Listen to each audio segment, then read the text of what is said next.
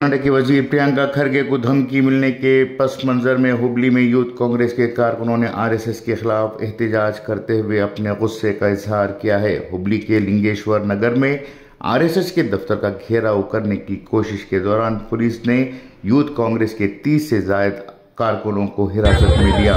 इतलात के मुताबिक वजीर प्रियंका खरगे को आरएसएस के खिलाफ दिए गए बयान के बाद एक धमकी आमेज फोन कॉल मौसूल हुआ, जिसके सिलसिले में पुलिस ने मुलजिम को गिरफ्तार भी कर लिया है।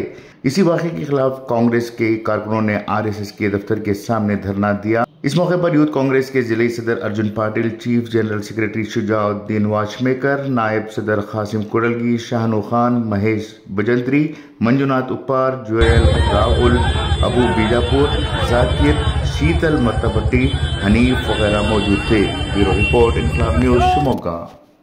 Bureau report Inquilab news Hubli.